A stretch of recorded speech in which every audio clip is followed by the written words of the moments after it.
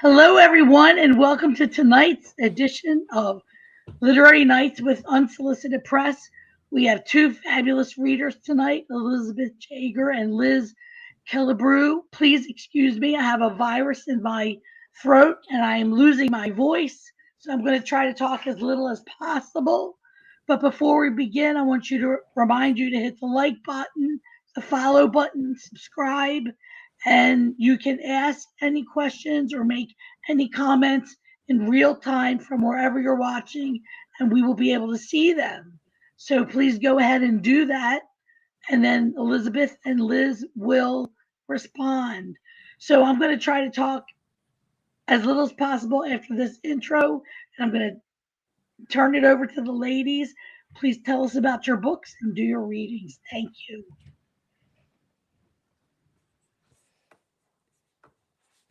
Okay, my book, Stolen Love and Loss in the Time of COVID.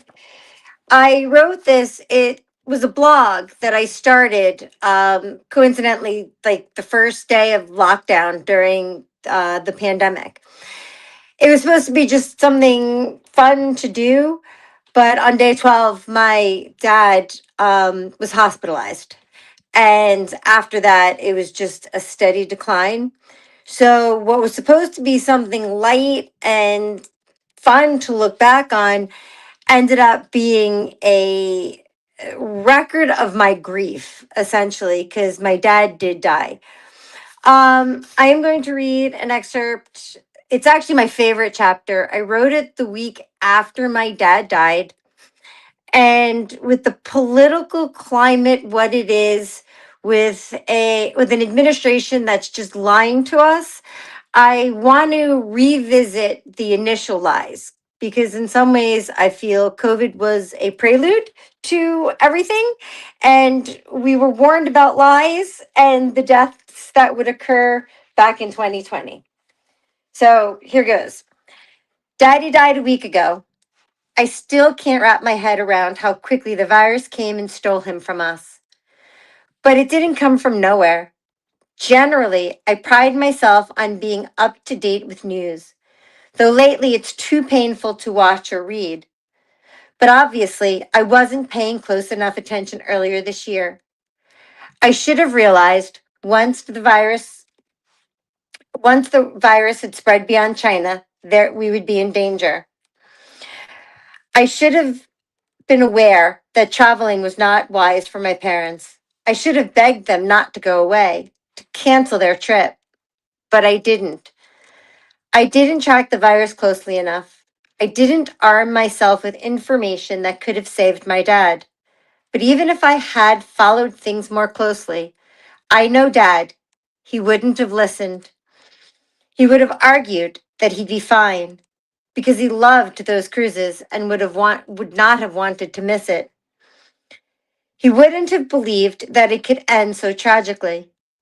When I take a step back, I know there really isn't anything I could have done. But when I look over the last 2 months, my anger at Trump multiplies. His stupidity, his ego, his selfishness have killed many Americans. In an attempt to make sense of my dad's death, in conjunction with Trump's lies, I constructed my own timeline. January 22nd, 2020. The first U.S. case of COVID-19 is reported in Washington state. Trump declares, "We have it totally under control. It's one person coming from China." Needless to say, he lied. Almost everything he says is a lie. A week later, there are 5 cases in the United States. It is definitely not under control. February 24th, Trump announces, "The coronavirus is very much under control in the United States. The stock market's beginning to look very good to me." I remember when he said that. I remember my anger surging over the fact that he was more concerned about money than the virus. I should have realized that things were extremely ominous, that he was hiding the truth in order to protect the economy. Maybe I did. I don't remember. February 26th. There are 59 cases in America. My parents fly down to Chile. Looking back, and keep in mind, Trump had far more intel than I did. He was well aware of how bad the virus was and how quickly it could spread. Or he should have been. I honestly believe he should have shut the borders and prevented anyone from traveling well before my parents left. At the very least, he should have issued a travel warning.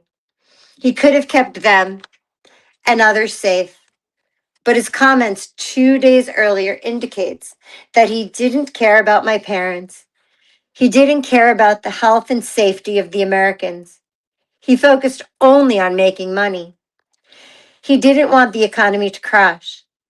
Shutting the borders might have done that. On the day my parents left, Trump knew that cases were rising. But instead of using the information to prevent further spread, he said, the 15 cases within a couple of days is going to be down close to zero. Again, he lied. We are so far from zero. February 27th, the day after my parents leave, Trump makes his most ridiculous claim. One day it's like a miracle. It will disappear. Did anyone believe him? I scoffed at his comment. I wanted to throw something at the television. But I didn't yet have a clue that his callous attitude would hurt me and my family so deeply. Exactly 1 month later, I would take my dad to the hospital where he would die. There were no miracles, not in the disappearance of the disease, nor in regard to my father. February 28th, Trump claims COVID is the Democrats' new hoax. A hoax? Seriously? This phrase will be embraced by his supporters to downplay the virus and demean families like mine who lost a loved one. My father in Chile writes a postcard to my son in which he states, looking forward to a great time. If only he knew what awaited him. But how could he when the president back home called it a hoax? March 4th, 2020, there are 153 cases. I have a department meeting at work. We are told we need to plan how we will teach remotely in case the university moves to online teaching due to the pandemic. One of my colleagues jokes, I was hoping for one more snow day, not a pandemic. We all laugh. None of us knew it was coming. I ask, how serious is this? Does the university actually plan on stopping in-person classes? Or is this just to appease the powers that be? My boss shrugs. She isn't sure. At the time, it seemed so freaking extreme. March 10th, COVID-19 cases in New York start to spin out of control. There are over 600 cases in the United States. But Trump claims, we are prepared, we are doing a great job with it, and it will go away. Just stay calm. It will go away. If he was doing a great job, why are there suddenly so many cases? Lies. So many lies. And I am anything but calm. I am deathly afraid for my parents who are still in Patagonia. Suddenly, this virus is all too real, and I just want my parents home. March 12th. My son comes home from school with a computer. Fear erupts inside me. The signal is loud and clear. Schools are closing their doors, and it would only happen for a good reason. My thoughts are confirmed later that evening by an email from his principal stating that classes would continue remotely, at least until after Easter. The NBA suspends play for the season. Disney closes its parks. Crap. How did we go from 15 cases within a couple of days is going to be down to zero to the world is shutting down in just 2 weeks? March 15th, cases skyrocket to 3,499. Trump continues to lie and mislead the American public. He states, this is a very contagious virus. It's incredible, but it's something that we have tremendous control over. Do we? Really? What evidence is he drawing from? What are the facts that led him to believe he or anyone else has any control over this? March 16th, more than 1,000 new cases. My parents returned from Argentina. I breathe a sigh of relief that they are here. But I know there's up to a 2 week incubation period. If I don't keep busy, fear will fester. I start my blog as a lark. It was never supposed to be serious. March 17th, Mom has what she thinks is a head cold that she caught on the plane because it was chilly. But I hear her cough. I suspect it is something more. March 22nd, Dad feels nauseous. He has no appetite and doesn't eat dinner. March 23rd, there are now 43,667 Americans who have tested positive, most of whom are in New York. Dad starts coughing and spikes a fever. He calls to get tested for COVID-19, and whomever he speaks to promises that they'll call back within 4 days to set up a time. But Trump doesn't care about my father or anyone else who is sick. It's obvious that money means more to him than human life, especially when he says, America will again and soon be open for business. Very soon. A lot sooner than 3 or 4 months that somebody was suggesting. We cannot let the cure be worse than the problem. I don't give a shit about the economy or things opening up.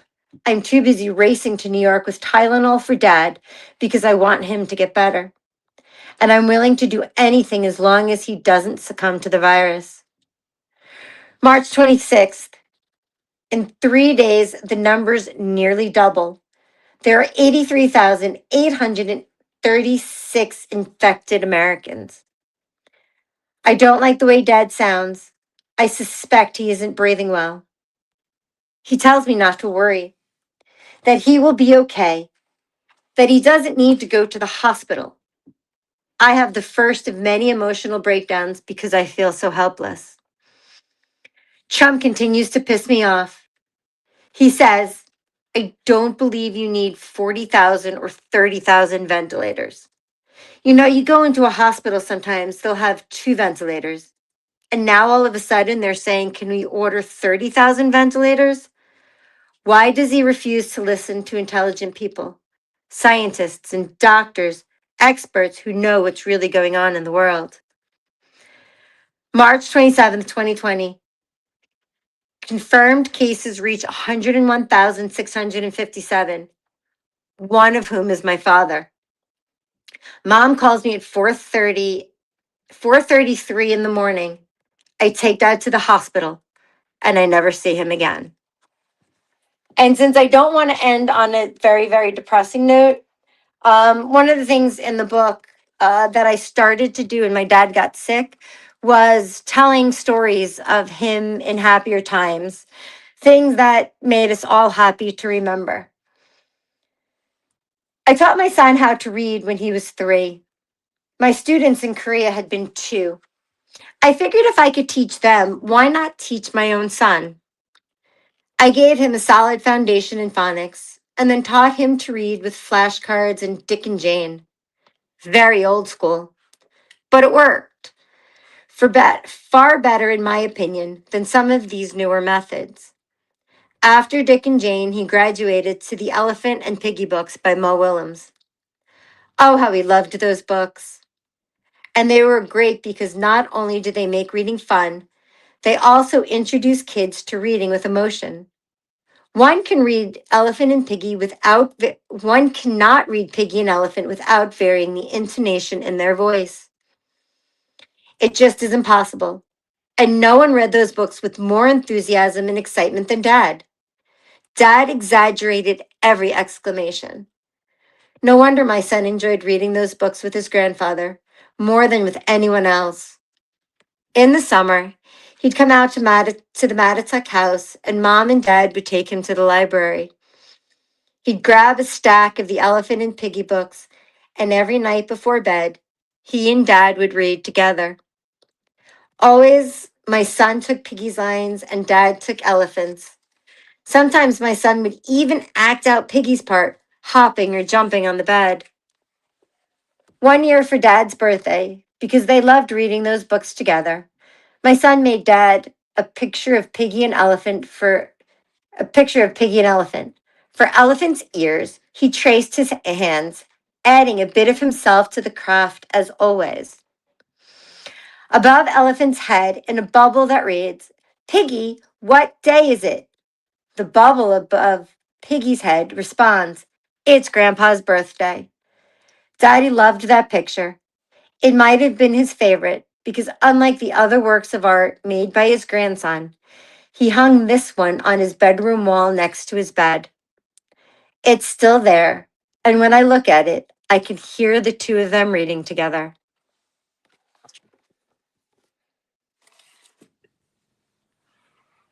Beautiful stories. Can you hold up your book so that Yeah, we can see it and the title of it?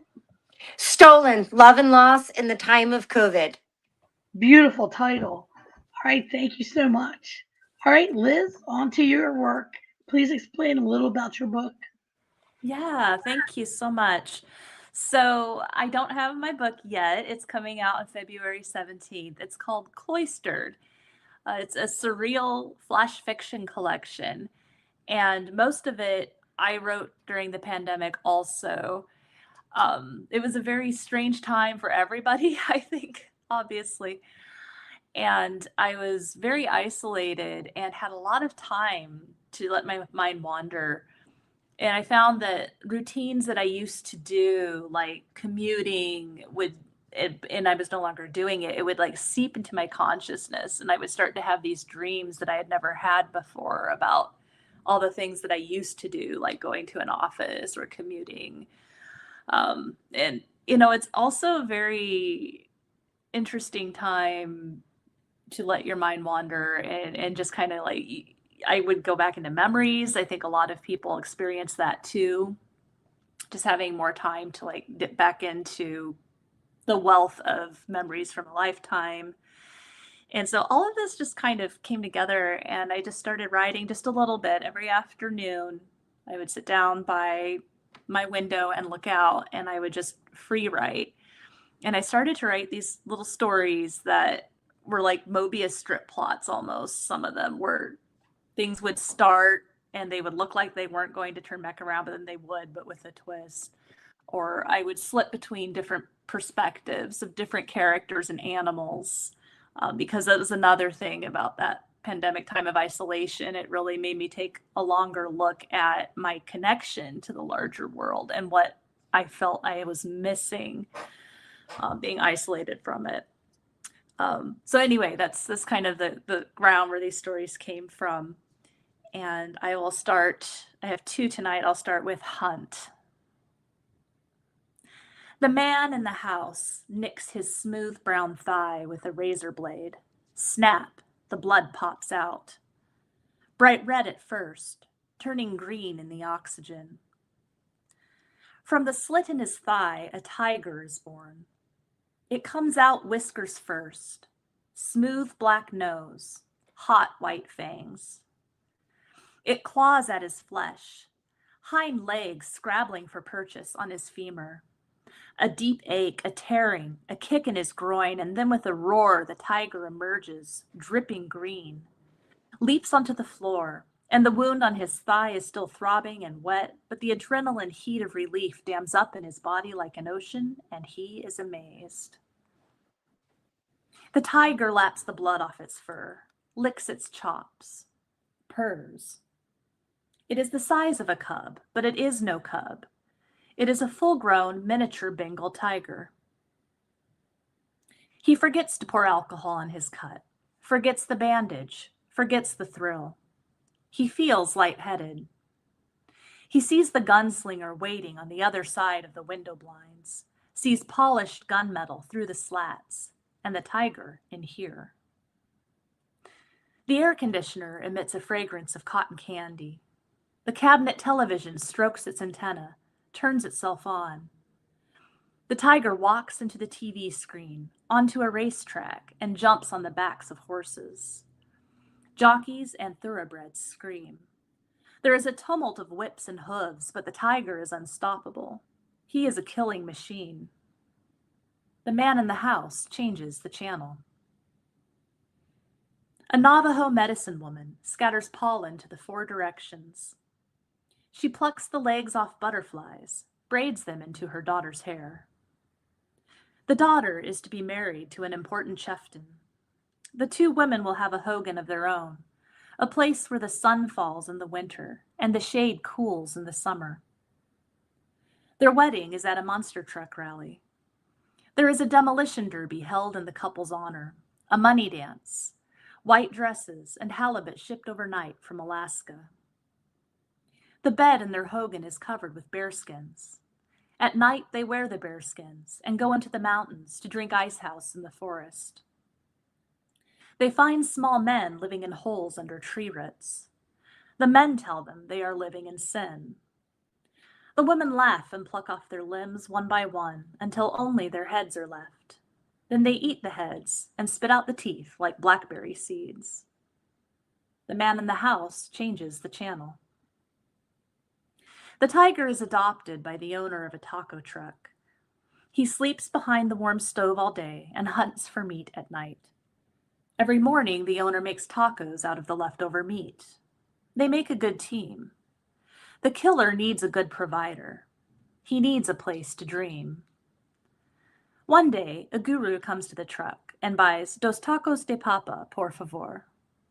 He drinks Sidral Munde, sitting in the shade of his unwound turban, and tells the tiger he can teach him to become enlightened. No more killing, only peace. The tiger likes this man. He likes the way he pulls at his fuzzy gray beard, the way he doesn't eat the tiger's carne asada. The tiger follows the guru into the desert to learn yoga, which he masters within a day. Tigers are very flexible. Then he learns levitation and firewalking by the end of the week. When the guru admits he has nothing left to teach him, the tiger is so hungry he almost kills and eats the guru. But he kills a jackal and eats its tough flesh instead. The guru weeps. And now it is I who should be learning from you, he says, for the tiger has so mastered his own desire that he can kill now without wanting to do so in the slightest. The tiger cuts its forepaw with a claw. Snap, the blood pops out. The guru, still sobbing, crawls in. His bones crackle and pop as he is subsumed into the tiger's flesh. The guru's world tastes of metal, sublimely warm. It is dark as the womb. When he is reborn, the guru is dressed in black. It is hot out here by this window. He is holding a gun. He hears a television blaring inside. Horses roar and scream. The man in the house changes the channel. Green blood drips down his leg. And this story is called Mach 3. At the funeral, she opened a can of fruit cocktail that was big as a can of paint. Bigger, actually. The can opener was old and got stuck every few inches. The man who had died was a farmer who shared his crops to feed the community, and so everyone loved him. The funeral was more like a party than anything. Outside by the 3 tall oaks, the druids beat their drums. A woman in a toga shot arrows at a man with deer antlers on his head. Children played in the yellow mud of the abandoned gold mine. The librarian twirled her mustache and told people to read all the books she hated. War and Peace, The Great Gatsby, To Kill a Mockingbird. Secretly, she loved bodice-ripping romances and would sneak one home every night in her bra between her G-cup boobs. She was that alive with loneliness. After the funeral, there was an air show. A black fighter jet flew low over the airfield. A little boy watched, mouth open in wonder. An old man told him that the plane had dropped bombs on al-Gaddafi before the boy was born. The boy wrinkled his forehead. How do you know how old I am? The old man was amused, but he didn't want the boy to think he was laughing at him, so he didn't laugh. He told the boy how fast the plane could fly, 2,100 miles an hour.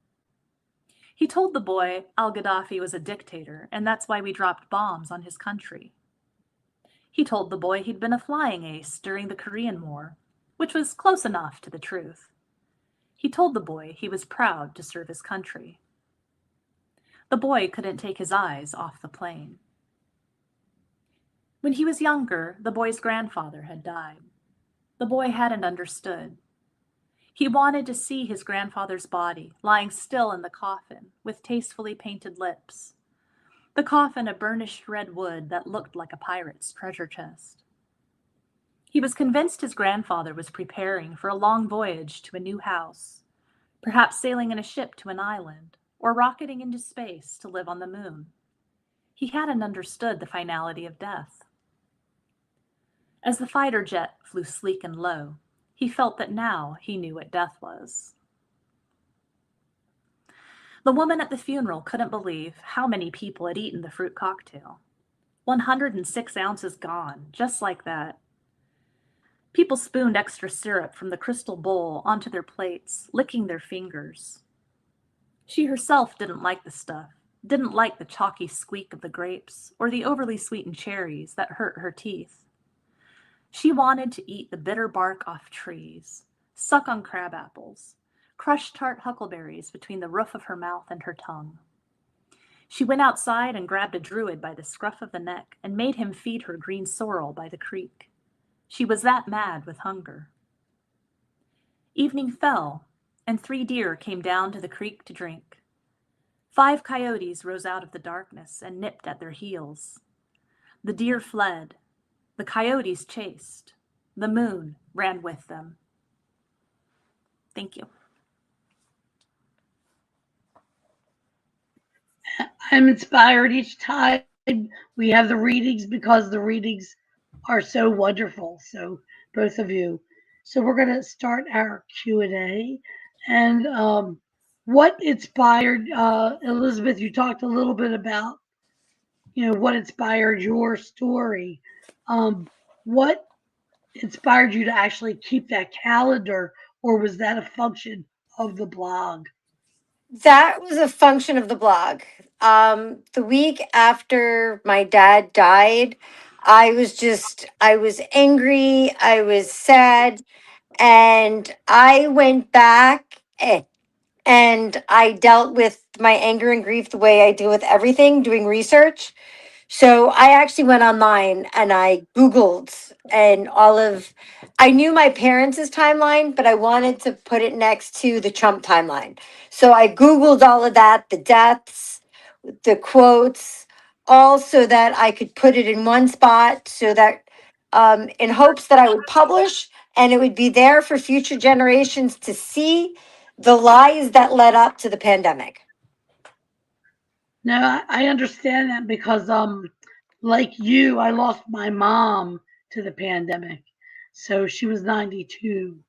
But there was my brother moved into her house and he was a Trumper and he convinced her it was a hoax. So she declined the vaccination. I think there's a lot of people, like a lot of Americans, don't realize we lost 1.5 million people, and Yeah. they were Mhm. all these people were clamoring how there's nobody to work. Well, not everybody who died was 92 or elderly. A lot of young people My died dad was during. only 71 and healthy. Yeah. Yeah. So, is that the whole book, or are there other things in the book? Can you talk a little bit about how that is that one story in the book? That's part of one chapter. The book is the book is a lightly edited version of the first 60 days of the blog. So the story all comes together because what it does is it tells the story of the pandemic. It gives the political aspect, as I read tonight, of the pandemic. it talks about my dad's decline and then the grief, because grief and mourning during a pandemic is so different. I mean, there was no funeral, there was no wake, friends could not come visit me. It was more isolating than death any other time. And then the other component was when my dad started to get sick, um, it started to get too heavy for me. So I started to end each day's blog with a memory. So I think it was like day 10, I think it was, I started to tell stories from happier times so people could see my dad before he was in a hospital bed dying. Hmm. That's a beautiful way to add context. So Liz, talk about your book, how it came to be. You have very lyrical passages in there, and it seems almost like magical realism. So talk a little bit about the inspiration and the process of the book. Yeah, thank you. So there was a lot of dipping into old memories, bringing little pieces of those out, and then just riffing on those. Um, and maybe I would watch a show and a scene would stick with me, and then I would start to riff on the scene. It was a practice of free writing and daydreaming for these stories. Um, and I think some of the lyrical bit of it came out of my background as a poet. My first book with Unsolicited Press, Water Signs, is a book of poetry. Um, so yeah, being able to turn that around and turn that into some free written prose, I think some of that lyrical quality tends to come out in it. I didn't It's really have a beautiful. plan. Yeah, thank you. Yeah. How, how many stories are included in the book, and when is the pub date? Oh gosh, I don't know the number of stories off the top of my head. It's probably somewhere in the neighborhood of 50. The pub date is February 17th. 2 weeks from now. Yeah. Yeah, 2 weeks from now. Congratulations. Thank Yeah. you. So let's talk a little bit about the process of writing. Do each of you, and I'll just put the question out there and both answer. How do you approach the process? Do you write every day? Do you write when the spirit strikes you? Are you disciplined? Can you talk about your process to the work? I try to write every day, whether it's 20 minutes or an hour. I have a teenage son and I work full time, so I don't always get the opportunity to sit down for a long stretch of time. But I'm always afraid that if I don't make an effort to sit down every day, I'll skip a day and then I'll skip 2 days and I'll never come back to it. So I do make that effort every day to get something, even if it's just a couple of sentences. Yeah, I can That's identify inspiring with enough. that. Definitely, that feeling of wanting to write every day. And for me, I don't always make that myself, but even just finding a little bit of time to write a page or a poem or some kind of response, some of my thoughts, has been really helpful. So, do you each keep journals of your when you're working on the project? Do you each keep a process journal or a daily journal of some kind? I only keep a daily journal when I'm traveling. And now I keep, ever since the pandemic, when I moved online and I started that blog, my journal is now online so everybody can read it. But yeah, the only time I journal is when I'm traveling. Yeah, I have a personal journal where I write a little bit every morning. Um, it's called morning pages, I guess, if you're familiar with the Mhm. artist way Yes, process. So, but I do tend yes. to journal a little bit about the previous night. As far as process writing journal, I feel like I will do some planning sometimes. I'll sit down and go, okay, I write up to a certain point on a longer project, say, and then I have an idea of what's going to happen next. And I'm like, okay, that's a good stopping point, because then I'll be able to pick that up easier tomorrow. Or I'll take notes and just say, hey, research this, or look this up, or look here for inspiration. For Cloistered, it was a little bit different. It was more of just free writing. So there was more freedom with that. I didn't really have a plan, but it did just kind of come together in the end, stylistically. Yeah, I mean the stories are like little gems, actually. Especially with the first one with the man turns the TV station. I thought that was really well done. Thank you. So yeah, talk a little bit about your approach to the work. Like when you're working on a particular project, are you all consumed by that? I think I read somewhere that Atwood, Margaret Atwood, has multiple stories, multiple books going on at the same time. Talk a little bit about your process. Mhm. If you're single minded or multiple projects at one time. I'm not able to split my brain very well. So usually it's just one project. If I'm working on fiction, but the mood to write an essay takes me, then I might take a couple days, put the fiction on hold, write the essay, and then go back. But for the most part, I just focus on one project. I'm the same way with reading. I can't have two books going at one time. It's got to be one book, finish, move on to the next. Hmm. That's a good point to make, actually, because I know I'm one of those people have multiple books going at the same time. I would confuse characters, plot lines. It would just be a mess. Yeah. And So for me, I feel like it's I switch between projects at different phases. So for instance, if I start something new and I'm really into it and I get that rough draft out there, and then I go, okay, I need a break before I, try to go for structuring it differently in a second draft. I'm just going to switch gears and do something else. So maybe I'm writing an essay or putting together a presentation, or writing some poems, something like that. Sometimes another project will crop up and I will just start writing a first draft for that. And then when I get done with that, I'm like, okay, let's go back to the other one. Um, so, I mean, in terms of longer projects, I probably have no more than two that I go back and forth between. I do feel it's important to finish those larger ones. But sometimes there's a time to let things go too. So it's just interesting that that's part of the writing process. Is sometimes you have to get something out there before you go, okay, this one's worth pursuing, and this one maybe let it go, and it was a good practice. Yeah. that seems like a lot of writers approach it that way. So both of you have books in which there's a lot of smaller pieces in them. It's not like one long, sweeping novel. So when did you each figure out that it could be a book? Like when did you think that your blog could turn into a book?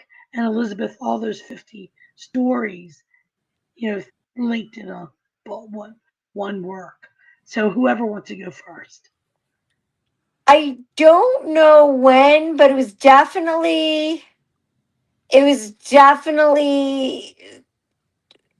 within a month after my dad died, because when I was writing the blog, I intentionally wrote day 60 as if it was the end of something.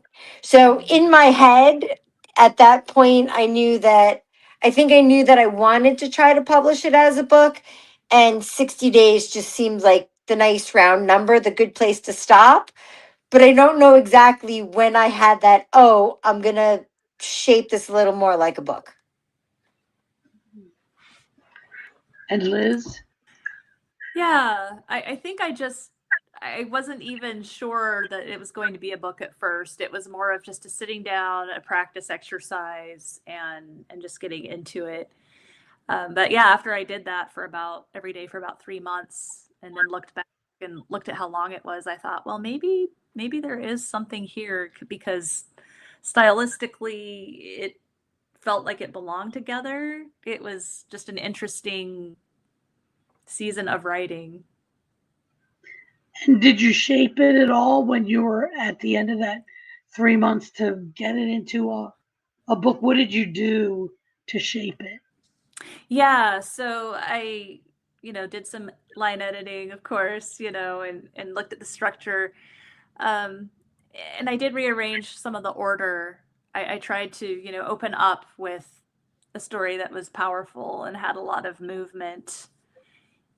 And it sort of followed a seasonal progression too. Like if you read it, I was writing it as the end of summer was turning into fall, was turning into winter, and you kind of get some of that seasonality kind of seeps into the backgrounds of some of the stories. So most of that is about the same. But when I was editing, I was looking at the beginnings and the endings of the stories and looking for ways that perhaps they kind of paralleled into the next story. It's not, 100% perfect like that all the way through, but I did look at that a little bit when I was lining those up. What you read is absolutely beautiful. And Elizabeth, how did you shape yours into a book? Like, when did you realize you had to add the other memories and stuff in it? I never, I didn't do much shaping. Um, I just pretty much took those 60 days and I cut out some of the early stuff that was boring and redundant. Um, but I started adding the flashbacks to dad around day 10, right after he got sick, just to kind of make something happier in the book. But yeah, Yeah. it's pretty much the blog. There really wasn't that much shaping once I decided to turn it into a book. So, how long from the point of having an entire manuscript did it take to find a publisher? Um, my last entry was early May 2020, and I think it was accepted by Unsolicited Press in 2020, in March of 2023, I think. So 3 years. I'm glad you said that because a lot of emerging writers don't realize that finding a publisher is as much as a process as writing the book itself. It is a process because this was not the first book I have other books that I have been trying to publish for a decade, and the joke all the time with people is this my first book is the book I never meant to write. This was just supposed to be a blog. The books I wrote to actually publish are still waiting for a publisher, but the blog got published. Well, maybe your anger sort of propelled it forward. The Maybe. anger, grief, and the loss. And it's a timely topic because 1.5 million people died from the pandemic. We were all gaslit. Yes. Yeah. And that for me was a big part of it. I wanted something written to show the lies that were told. I think in the future, your people will look toward your book as a guidepost of what happened. Already people have forgotten how it unfolded, so you have it there in your book. So, It's amazing Liz, how much people forgot in 4 years and then voted him back into office. I know, and now we're in a Yeah. little dystopia. So, Liz, you talk about how you also write poetry.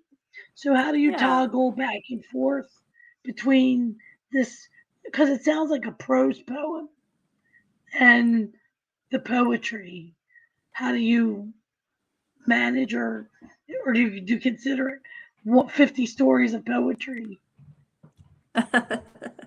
Yeah. So I just write poems as the mood strikes me, or, if I'm short on time for writing for a day and I want to just capture something beautiful I just saw, I'm inspired by nature a lot in my poetry. I'm also inspired by emotions. So if, something happened that day that I really want to process and get out there, I will put that in a poem form. For me, the prose is a little bit more, it's usually more fictionalized, and it's usually more of a practice of getting into somebody else's shoes, right? It's a practice of putting on somebody else's perspective and thinking, gee, I wonder what, it might be like to be a person who this happens to, and then just follow that on. So yeah, I think for me, poetry is a little bit more autobiographical and a little bit more what I am witnessing. And then the prose, with the exception of some essays that I've written, the prose tends to be more fictional and more of a way of just thinking about what it might be like from somebody else's perspective.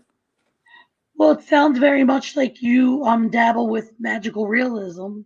The first story. Oh, I think we lost Rosalia.